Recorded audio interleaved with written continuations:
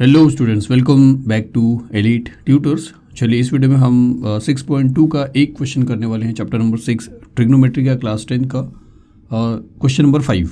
तो चलिए शुरू करते हैं। क्या लिखा है कि a storm broke a tree and the tree top rested 20 metre from the base of the tree making an angle of 60 degree with the horizontal, find the height of the tree. चलिए मैं आपको बताता हूँ। ए storm मतलब एक आंधी समझिए, एक बड़ी आंधी ने क्या किया, ब्रोक तोड़ दिया एक ट्री को। अपरूटेड नहीं है, अपरूटेड मतलब जड़ से उखाड़ना, ब्रोक मतलब तोड़ देना, तो ट्री को तोड़ दिया है। तो एक ट्री है ऐसा समझिए, और एक स्टॉर्म ने क्या किया है, ट्री को तोड़ दिया है। इस तरीके से आप समझिए कि वो टूटा है, इतना आराम से नहीं, फटाफट में ऐसा टूट के वो ज़मीन पे गिर गया। इसका पार्ट ब्रोक हो गया है और वही है ब्रोक। आगे क्या लिखा है, इन द ट्री टॉप, जो ट्री का टॉप था वो ज़मीन पे रेस्ट हुआ 20 मीटर फ्रॉम द बेस। ये ट्री का टॉप है और ये ट्री का बेस है। तो ट्री के टॉप से ट्री के बेस तक का जो डिस्टेंस था, ये वाला डिस्टेंस, ये है 20 मीटर। तो यहाँ तक यही क्वेश्चन है कि एक पेड़ जो था वो टूटा और जब ज़मीन पे गिरा तो उसका जो टॉप है, उसके टॉप से लेके उस पेड़ का जो बेस है, उनके बीच का जो डिस्टेंस था वो 20 मीटर था। फ्रॉम द बेस यहाँ तक हो गया। Making an angle of 60 degree with the horizontal. अब ये आपको समझना है। अब देखिए ये जो चीज़ है ये आपको पता चल गया 20 मीटर है। ये जो इसका जो अभी तक है ज़मीन के ऊपर, जो स्टिल अभी है वहाँ पे, वो ज़मीन से 90 डिग्री पे रहेगा। ये आपको समझना है अभी कि पेड़ जो है वो टेढ़ा नहीं है, वो पेड़ एकदम स्ट्रेट है, ज़मीन से वो 90 डिग्री बना रहा है। और अभी तक जितना आपने क्वेश्चन सॉल्व किया सब पे आपने राइट एंगल ट्रायंगल ढूंढा है। तो अगर ये 90 डिग्री बना रहा है इस बेस से, तो यहाँ पे आपको एक राइट एंगल ट्रायंगल इस तरीके से दिखाई देगा, जहाँ पे ये जो एंगल रहेगा ये 90 डिग्री रहेगा। तो ये जो 60 डिग्री है वो कहाँ पे है, तो ये जो ट्री का टॉप है, ट्री के टॉप ने क्या किया है, 60 डिग्री एंगल बना रहा है हॉरिजॉन्टल से। अब हॉरिजॉन्टल ये नहीं है, ये तो वर्टिकल है, और ट्री का टॉप यहाँ दूर पे है और हॉरिजॉन्टल ये है, क्योंकि सीधी लाइन आप जानते हो हॉरिजॉन्टल है। तो इस हॉरिजॉन्टल से वो 60 डिग्री बना रहा है, मतलब ये जो एंगल है ये 60 डिग्री मिल रहा है आपको। तो एक ट्री टूटा और उसका जो टॉप था वो उसके बेस से 20 मीटर तक के डिस्टेंस पे था, और वो ट्री का जो टॉप था वो हॉरिजॉन्टल से 60 डिग्री बना रहा था। इतना देने के बाद आपसे क्या बोला कि find the height of the tree. अब देखिए आपसे क्या पूछा, आप ध्यान से सुनिए कि find the height of the tree. आपको पूरे के पूरे ट्री का हाइट फाइंड आउट करना है। तो यहाँ तक का जो हाइट है और इसके ऊपर का तो जो हाइट है वो देखिए, यहाँ तक का जो हाइट है वो ट्राइंगल के अंदर, चलिए मैं इसको थोड़ा सा अलग करके बता रहा हूँ। यहाँ तक का जो हाइट है वो ये है, ये डिस्टेंस ट्राइंगल का ये पार्ट जो इस एंगल के अपोजिट में है, और इसके ऊपर का जो यहाँ से लेके ऊपर तक का जो पार्ट है वो यहाँ से लेके यहाँ तक का है। मतलब इस ट्राइंगल के लिए अपोजिट साइड, और इस ट्राइंगल मतलब सॉरी इस एंगल के लिए अपोजिट साइड आपको ढूंढना है, तो आपको इतना हाइट मिलेगा। और इसी एंगल के लिए हाइपोटेनस आपको ढूंढना है, तो आपको इतना मिलेगा। और जब आप इसको और इसको प्लस कर दोगे तो मतलब आप इसको और इसको प्लस करोगे, और तब जाके आपको क्या मिलेगा, total height of the tree. तो हमारे पास क्या है, एक राइट एंगल ट्राइंगल है, यहाँ पे थीटा है। तो अगर आपको ट्री का पूरा हाइट चाहिए तो आपको ये फाइंड आउट करना पड़ेगा और आपको ये फाइंड आउट करना पड़ेगा। जब इन दोनों को आप ऐड करोगे तो पूरे ट्री का हाइट हो जाएगा। अब इस थीटा के लिए जो एंगल आपको दिया है 60 डिग्री, इसके लिए ये अपोजिट है, और जो गिवन है 20 वो एडजेसेंट है। तो अपोजिट और एडजेसेंट, अपोजिट और अगर एडजेसेंट की बात करें तो पहले वो आपको tan थीटा से मिलेगा। मतलब पहले आपको tan थीटा का फॉर्मूला यूज़ करना है, और फिर जब अपोजिट मिल जाता है, क्योंकि एडजेसेंट आपके पास है, तो आपके पास अपोजिट है और हाइपोटेनस है, तो अपोजिट और हाइपोटेनस को मिलाएंगे तो आपको साइन थीटा का फॉर्मूला मिल सकता है, या कोसेक थीटा, आपकी मर्जी, tan थीटा या कॉट थीटा, इन दोनों में से चाहे जो आप यूज़ कर सकते हो। तो पहले tan थीटा से क्या करेंगे, ये फाइंड आउट करेंगे, और फिर साइन थीटा से क्या करेंगे, ये फाइंड आउट करेंगे, और उसके बाद इसको और इसको जैसे आप ऐड करोगे आपको टोटल हाइट मिल जाएगा ट्री का। तो जो डायग्राम है उसमें हमको क्या करना है, हमको ट्री के हाइट के साथ बनाना है। मतलब डायग्राम हमारा कुछ इस तरह रहेगा, क्योंकि यहाँ पे एक जो एक्चुअल ट्री है जब टूटा नहीं था तब भी, और ये जो है वो ब्रोकन वाला ट्री है, दोनों को हम एक साथ दिखाएंगे। चलिए शुरू करते हैं। कैसा लिखना है मैं आपको बताता हूँ, थोड़ा सा अरेंज कर लेंगे क्वेश्चन को इस तरीके से। यहाँ पे सबसे पहले नेमिंग ज़रूरी है सॉल्यूशन में, तो हम नेम करते हैं कि ए और बी, ये जो है ये पूरे ट्री का हाइट है।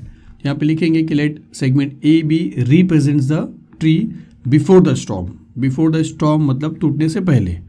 फिर यहाँ पे वो टूट रहा है, तो हम ऐसा लिख सकते हैं ये पार्ट को, सी को, कि due to storm tree gets broken at C. तो स्टॉर्म की वजह से ट्री क्या हो रहा है, सी के पार्ट पे ब्रोक हो रहा है, और सी से लेके यहाँ तक का जो पार्ट रहेगा वो ब्रोकन पार्ट रहेगा। तो इसको हम यहाँ पे बताएंगे कि broken part A C takes the position C D, मतलब जब वो ब्रोक हुआ और गिरा नीचे तो इसी ए सी ने क्या किया है, सी डी को के फॉर्म को ले लिया है। मतलब आप समझ रहे हो ना, जो पहला पिक्चर मैंने आपको दिखाया जो ट्री इस तरह ब्रेक हो रहा था, तो ये ब्रोकन पार्ट टूट के जब ज़मीन पे आया तो वो इस पार्ट को ले लिया, तब ये गायब हो जाएगा यहाँ से क्योंकि वो ज़मीन पे आ गया था। तो ए सी और सी डी या डी सी दोनों इक्वल हो जाएंगे। तो हम यहाँ पे ऐसा लिखेंगे कि therefore A C is equal to C D. इसको 1 कर देते हैं क्योंकि इसका यूज़ हम आगे करने वाले हैं जब हम दोनों को पूरा हाइट बताएंगे। फिर आगे हम ऐसा लिखेंगे कि बी डी ये 20 मीटर दिया हुआ है और एंगल सी डी बी ये 60 डिग्री दिया है। तो बस अब इसके बाद क्या करना है, आपको ये ट्राइंगल लेना है। तो हम लिखेंगे कि in right angle triangle C B D इस थीटा के लिए पहले ये अगर आपको फाइंड आउट करना है और ये आपको दिया है, मतलब एडजेसेंट दिया है, अपोजिट आपको फाइंड आउट करना है, तो opposite upon adjacent tan theta का फॉर्मूला यूज़ करेंगे। तो यहाँ पे लिखेंगे कि tan 60 डिग्री और अपोजिट है बी सी अपॉन एडजेसेंट है बी डी। तो बी सी हमारे पास नहीं है, tan 60 अभी तक आपको मालूम होगा, अभी तक हमने बाकी सारे सम्स में वैल्यूज़ देखा है, तो उसका वैल्यूज़ √3 है टेबल से। तो tan 60 की जगह पे √3 लिखेंगे, बी सी के प्लेस पे बी सी लिखेंगे अपॉन बी डी के प्लेस पे 20 लिख देंगे। 20 यहाँ पे जाएगा तो बी सी का वैल्यू आपको मिल जाएगा। तो हम ऐसा लिखेंगे therefore B C which is equal to 20√3। तो चलिए यहाँ पे लिख देते हैं कि बी सी हमको मिल गया है 20√3। तो बी सी मिलने के बाद अब अपोजिट, मतलब इतना जो ट्री का जो पूरा हाइट है उसमें से इतना हाइट आपको मिल गया है। इसके ऊपर वाला जो हाइट है वो तो इसके इक्वल में है, तो आपको ये फाइंड करना है जो इस थीटा के लिए हाइपोटेनस है।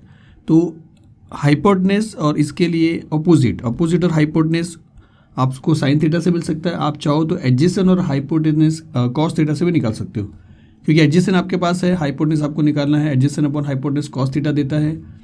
अपोजिट आपको अभी मिला और आपको हाइपोटेनस निकालना है, तो अपोजिट और हाइपोटेनस आपको देगा साइन थीटा। तो आप ये फॉर्मूला भी यूज़ कर सकते हो। तो हम लोग साइन थीटा का फॉर्मूला यूज़ करने वाले हैं। तो लिखेंगे हम sine 60 which is equal to opposite B C upon hypotenuse C D, जिसमें से साइन 60 अगर आप देखोगे तो √3/2 है टेबल में से, और which is equal to B C के प्लेस पे हम लिखेंगे 20√3 अपॉन सी डी। तो सी डी को सी डी लिखेंगे। अब देखिए यहाँ पे सॉल्व कैसे करेंगे, मैं एक स्टेप यहाँ पे कम कर रहा हूँ क्योंकि थोड़ा सा स्पेस नहीं है। सॉल्व ऐसा होगा, देखिए सी डी को आपको √3 से मल्टीप्लाई करना पड़ेगा, तो सी डी मल्टीप्लाई बाय √3 हो जाएगा। फिर विच इज़ इक्वल टू इन दोनों को आपको एक साथ मल्टीप्लाई करना पड़ेगा, मतलब 2 मल्टीप्लाई बाय 20√3। सेकेंड स्टेप में क्या आएगा, ये √3 जब यहाँ पे आएगा तो आपको क्या मिलेगा, आपको ऐसा मिलेगा कि C D which is equal to 2 into 20√3 upon √3, क्योंकि ये √3 यहाँ से यहाँ पे आएगा। ये एक स्टेप मैंने यहाँ पे नहीं लिखा जो आप लिखना। फिर उसके बाद क्या होगा, देखिए √3 और √3 कैंसिल होता है, 2 इंटू 20 आपको 40 मिलेगा। तो अब ऐसा लिखोगे therefore C D which is equal to 40। तो अब देखिए आपको सी डी भी मिल चुका है जो आपको मिला है 40, और बी सी भी आपके पास है 20√3। तो ये 40 को और ये 20√3 को जैसे हम ऐड करेंगे आपको पूरा ट्री का हाइट मिल जाएगा। तो चलिए थोड़ा सा अरेंज कर लेते हैं, और यहाँ पे है इसका वैल्यू 20√3 और ये है 40। तो ये पूरा जो हाइट आप जानते हो कि ए सी और सी डी इक्वल है, तो ये 40 रहेगा और ये 20√3 रहेगा। इन दोनों को प्लस करके जो भी मिलेगा वही पूरे ट्री का हाइट रहेगा। तो हमें ऐसा लिखेंगे कि A C is equal to C D from 1 में हमने बता दिया है। और उसके बाद क्या लिखेंगे, A C plus C B is equal to A B. ऐसा लिखेंगे A B which is equal to A C plus C B, क्योंकि तीनों पॉइंट्स को लीनियर है। फिर हम ऐसा लिख सकते हैं कि ए सी के प्लेस पे हम लिख देंगे 40 और सी बी के प्लेस पे लिखेंगे या बी सी के प्लेस पे लिखेंगे 20√3। और सिंस एक √3 वाला और एक विदाउट √3 वाला तो ये ऐड नहीं होगा, तो आपको यहीं पे छोड़ना पड़ेगा। और फिर से वही बात है कि अगर √3 का वैल्यू दिया होता तो आप इसको सॉल्व करके पूरा एक साथ वैल्यू ला सकते हो। तो अगर नहीं दिया तो आप ऐसे ही छोड़ दीजिए, और अगर दिया रहेगा √3 का वैल्यू तो आप सॉल्व करिए। तो फाइनली आप ऐसा लिख दीजिए कि therefore the height of the tree is 40 + 20√3 metre. तो चलिए बस इतना ही इस क्वेश्चन में करना था इस वीडियो में। मिलते हैं फिर से अगली वीडियो में। Thank you very much.